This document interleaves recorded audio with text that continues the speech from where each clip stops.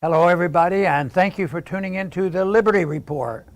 With us today is Daniel McAdams, our co-host. Daniel, good to see you today. Happy Monday, Dr. Paul. How are you? Doing well, thank Good, you. Good. I want to talk about Iraq Liberation Day. The act that was going to free up Iraq.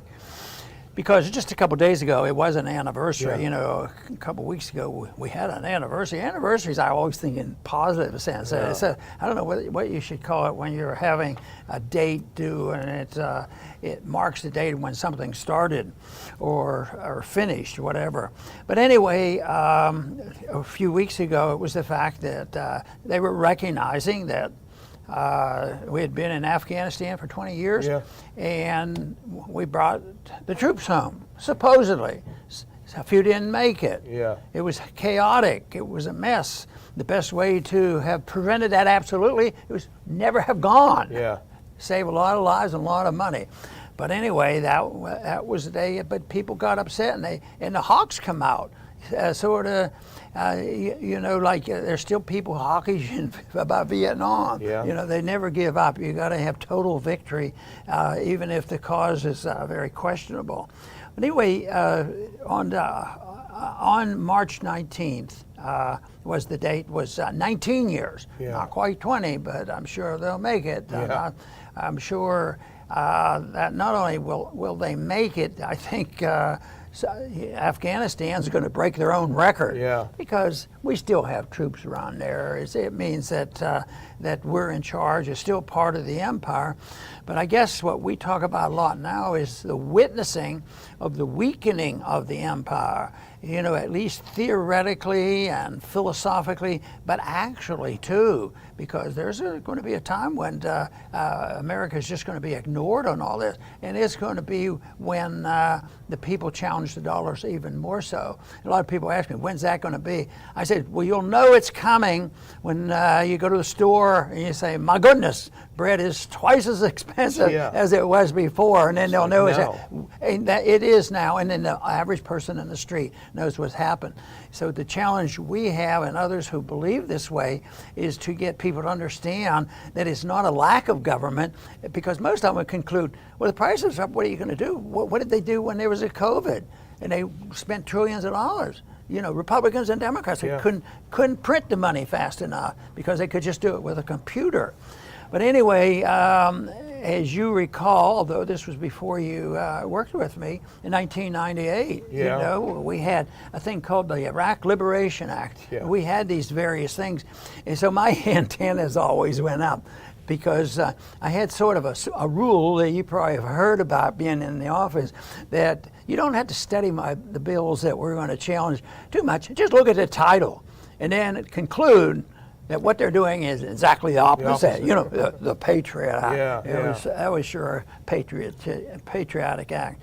But anyway, that was a bill that I got very determined about it, because I really thought it was setting the stage. But it didn't happen quickly. 1998, but nothing happened really, literally, until 19 years ago, in 2003.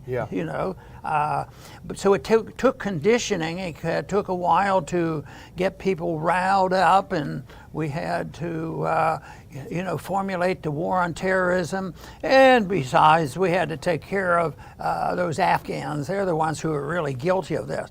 And lo and behold, in all that time, it was barely mentioned that 15 out of the 19 were Saudis. Yeah. And even now the Saudis are in our face, and nobody says, weren't you guys in charge of all this? Where did you come from? Oh, yes, they visited out of our country too. Now they were pretending very remotely one individual passed through Iraq, and therefore Saddam Hussein was a guilty party. Yeah. So it went on, and this was a big date. I just want to tell you where I was on this date, and then we'll talk about how sad this whole story is. I did go to the luncheons, which were Republican, to listen. Yeah. What are they conspiring to do? Yeah. Because it was a Democratic delegation at that time. It was significant compared to when I first went there. There were only 4 of us, but it was a significant delegation, and they had people in leadership. And the news came in as the luncheon was started, and one of the leaders of the Republican Party came in ecstatic about shock and awe has come, and they thought it was like the greatest event. And I may well have just walked out of the room because I couldn't take that stuff. But that was when it started, and it lasted a long time. And we'll probably mention a few things. A lot of people died. A lot of money was spent. And guess what? We still have troops there, and there's still a disequilibrium, but it's the whole mess, the whole establishment of our empire is unstable, and the dollar is less secure in its position of reserve currency of the world. So this is just one of the stories in the middle of the, not the rise of the empire, but probably the decline of the empire. Well, it did start 19 years ago, just a few days back, but it actually started before that because it started with a cascade of lies, and those lies kept flowing and flowing and flowing. Iraq has WMDs. It's going to send drones over and shoot New York. If you don't want to go to war with them, then you don't care about New York. The war will pay for itself. Don't worry about it. They will greet us as liberators. On and on. And every time you try to question the lie, you are labeled, as David Frum wrote at the time, unpatriotic conservatives. We were not patriotic because we didn't want to go to war that was based on a bunch of lies. And every war is based on a bunch of lies. We're seeing it even now with Russia and Ukraine, lies on top of lies. But let's refresh what happened 19 years ago and how it was celebrated in the U.S. Put on this first one. Here's Newsweek, famous cover, shock and awe. What you see in the background is Baghdad, a major world capital, up in flames from thousands of bombs being dropped in the middle of a metropolis. Look at the next one. At the next clip too. This is another iconic photo. This is Baghdad, a city of 5.4 million people hit with these bombs, the shock and awe. Interestingly, by contrast, Dr. Paul, there's a lot of talk about Kiev right now and fighting going on in Kiev. Kiev has half the population as Baghdad did at that time in 2002. So we're talking about a city with twice as many civilian population being absolutely incinerated by these bombs. And as you say, Americans standing up and cheering. This is great. We're liberating them. Yeah, it was immediate. People died from this. And yet they had other strategy that they dealt with. There is a lot of history in Iraq, and Baghdad. Yet the historic things were either stolen, many of them, and damaged and destroyed. So that to me was just sad to think that this is a remnant. And I'm fascinated with ancient history, and yet they could care less. But on this go around, because in the Persian Gulf War they burnt the oil, but they worked very hard to protect the oil. They wanted to make sure that they could preserve as much oil as possible. But it was something that my big argument at that time, as it was leading up to the war, is probably an issue. I gave more little and big speeches than anything else because I thought it was so significant, and tried to make the point that the event is significant because it's dangerous and a lot of people are going to die. But the other one was the process, and going back all the way back to the Korean War, because a lot of that stuff was vivid in my memory, and we changed our tune as we became the empire of the world, and so we didn't declare war. So there was no declaration of war, although I had them vote on it, and nobody supported declaration. No, we don't want to hamstring the president. He should have freedom to do what he wants. That was that attitude. It's a pretty sad story. Yeah, it is. Well, let's put on that next clip, because this is kind of what two things sparked our interest. One is the anniversary, and the other is this, and this comes via antiwar.com, but this is a piece in the Military Times. U.S. troops will likely be in Iraq for years to come, Central Command boss says. So we were there. We had a couple-year break, but then ISIS emerged. How did ISIS emerge? Well, because of the U.S. destruction of the region, ISIS emerged as a sort of a sectarian fighting force against the Shia, who were the real winners of the Iraq War, as you've commented on many times. So there was a short period, and now we're back. We've got 2,500 troops in there. The Iraqi parliament, which is supposedly a democracy, they voted for us to leave. We said, no, we'll stay. We're okay. And so we'll stay there. And so now we see the Central Command, commander of the Central Command saying, we're going to stay there, as long as necessary. It's going to be years. We're in a training mission. Well, we trained the Afghan army, and that didn't work out that well for anyone except the military-industrial complex, right? They made a good portion on it. Well, it took them time. I remember that, it was a tedious thing, a lot of meetings, a lot of talking, but it was propaganda. The propaganda was a big thing because initially the polls would show that Americans don't want to go over there. They don't even know where it is. Why should their kids go over there and die in some war? And they had a good attitude. But once they pump this super patriotism, then if you don't agree, and it happened with the COVID too. Yeah, if you didn't go along with that, you were unpatriotic and a nasty person. Yeah. Let babies die and all that. And now we're coming out with information that the policies actually caused more of that. But it did lead to a war, and of course there's instability there still. But I was looking around for some figures on how much money was spent, and that's not easy because there's so many different departments, and there's domestic spending going to the war effort and all.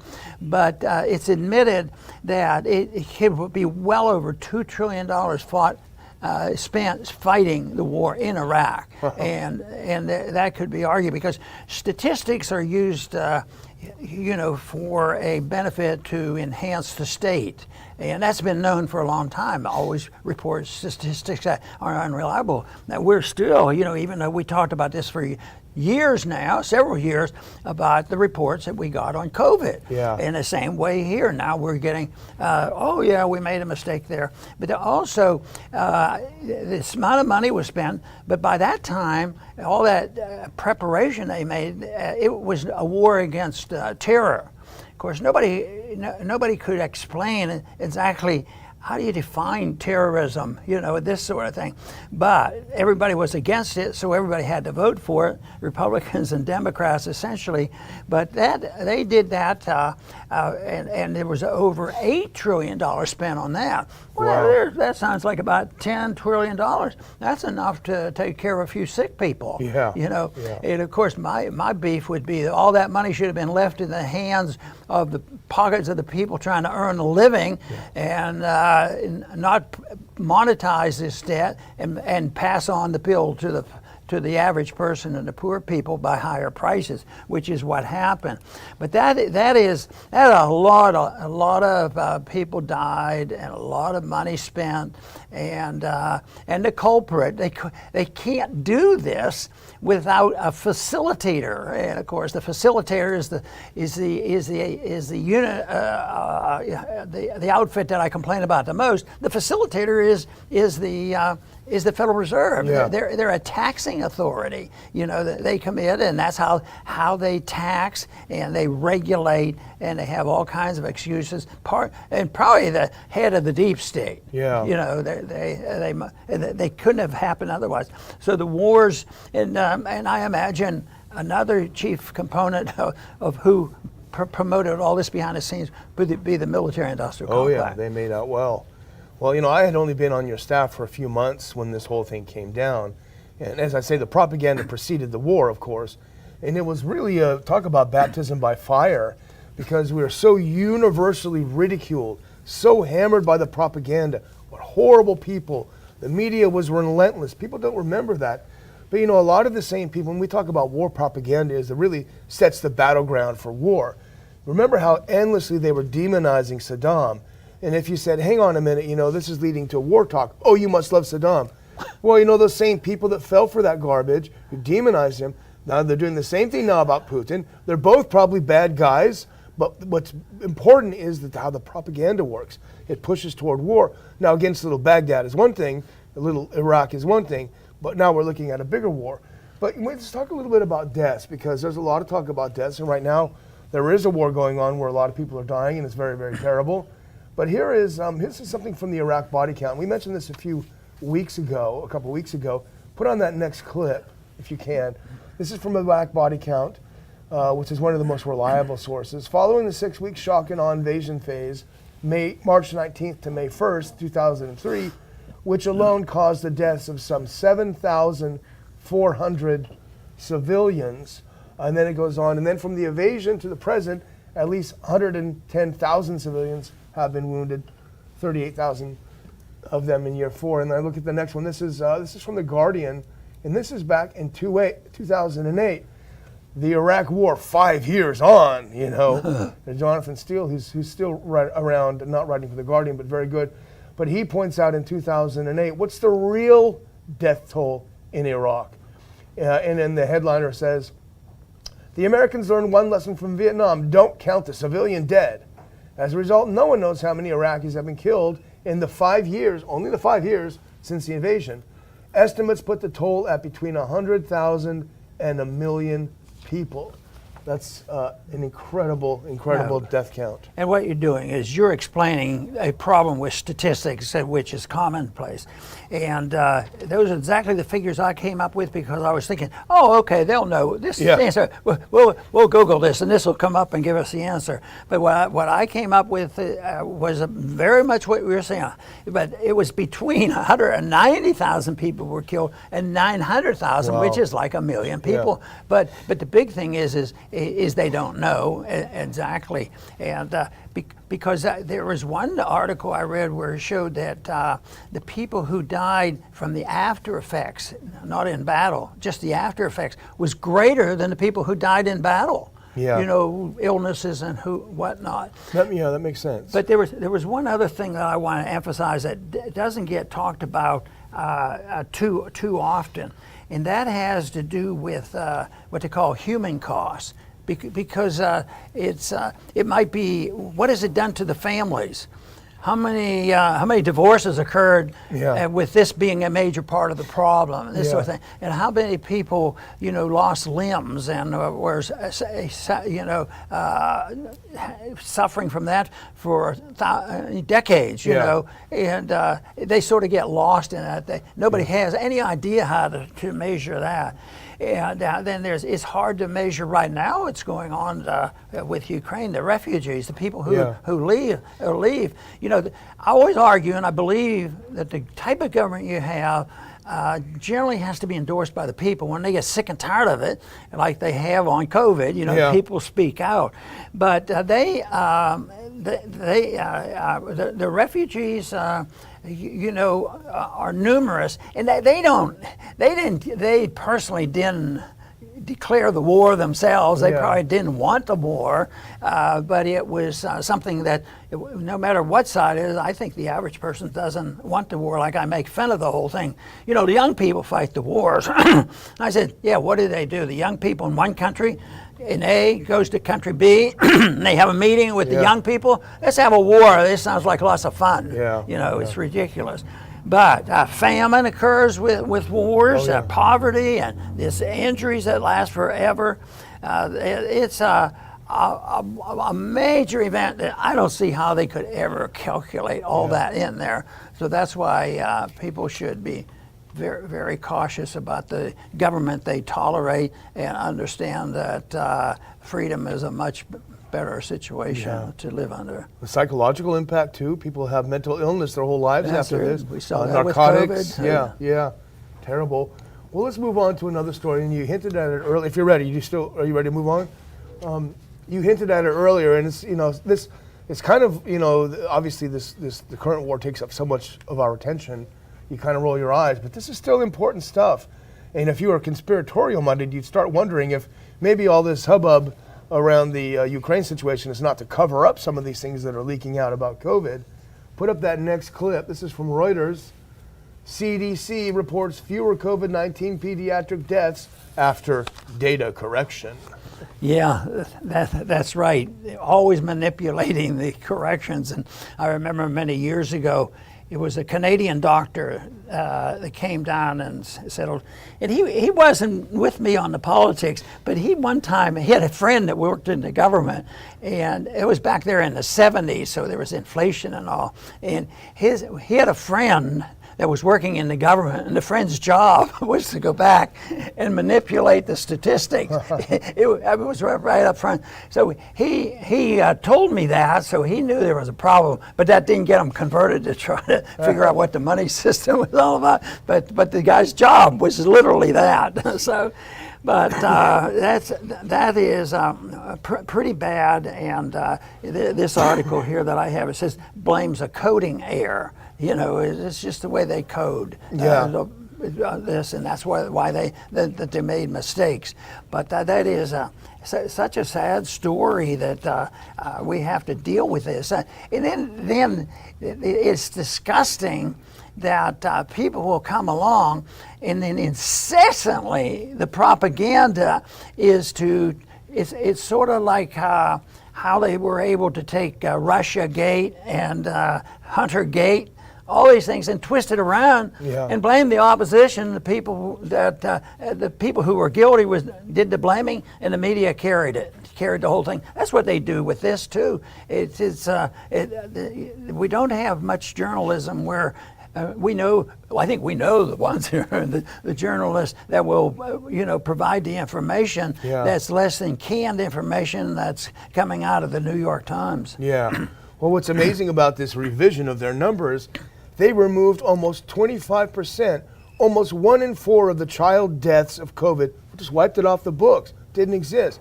You think, okay, maybe it was a coding error. You know what? I think you could easily say that this artificial inflation of child death numbers was used, we know it was used, to force people to get their kids shots. Because when we all looked at statistics and said, children aren't getting this, thank God, they're not dying from this is great news, the CDC was saying, no, that's not true, look at all these numbers, look at these numbers. And even though they were small, now we know they were even far smaller than that. And now we're looking at problems with myocarditis, all kinds of things happening in young people that never happened before. You wonder what the motivation is, and if you're looking for the motivation, it's difficult because there's probably several motivations. Some people want to just save their job, and some people are misled and they don't have a science background, but some lie to themselves. And sometimes it's a benefit financially to a medical industry or the hospitals and the doctors and all, and they don't want to take it on, and the emotions are too tough on people that they won't resist. So there's a lot of reason why they're willing to do this. And but I think really the one that is most detestable is the way the corporations, in this case it's not the military industrial complex, it's the medical industrial complex and the pharmaceuticals. And all the protection that pharmaceuticals has with the government, all this stuff they get, legal protection, and they get all that money up front. They become multi-billionaire companies, and they just keep marching on. And I understand that the pharmaceuticals are still operating quite well in Russia. Yeah. all those sanctions, but the pharmaceuticals will get protected. But it's the pressure of the government and the way this social media works. The social media, along with the pharmaceuticals, and then the businessman rolls over, and the businessman isn't too excited about it, but he's not very excited about standing on his 2 feet.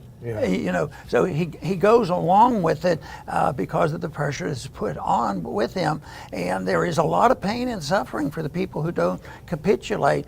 But hopefully You know, it's a shame to think, well, maybe they'll wake up when they see the consequence of this as a, you know, the people realize it's a bunch of lies and truth will break out. But right now, there's still a lot of pressure put on individuals to do exactly what the government tells them to do, and all because the government is protecting freedom of speech. It's just these private companies that are restraining your freedoms. Yeah. You know, and people roll over and believe that stuff. Yeah, absolutely.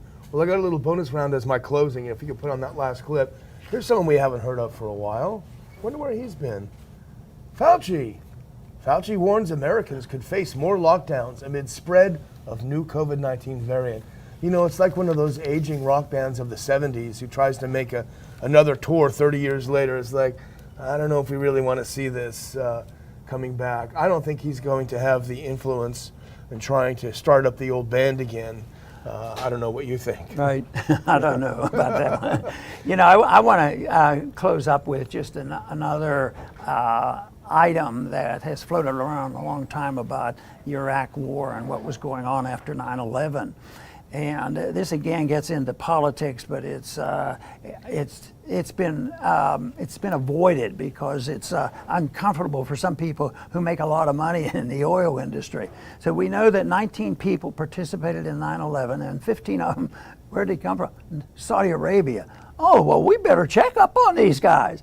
I remember I was in Washington for a couple of days after 9/11, and the story was going around on the Hill about so-and-so who had several planes and individuals, even with the name of bin Laden, were filling these planes, and they were flying back home. And they had special treatment, and the news item that came out, or the message that came out, they were never even questioned by the FBI, and so that makes you wonder. So the Saudis aren't questioned really at all, and now they're in the operation, you know, with some pretty rough stuff. I mean, just recently we read a story that, well, there's a lot of bad people in the Saudis and they have strict law and order, so they had the execution by beheading of 81 people because there were so many bad people all of a sudden. But our government doesn't touch Saudi Arabia, and what do? We haven't objected to Saudi Arabia being involved in the war in Yemen. Just think how long that's been going on, and we're complicit with that too.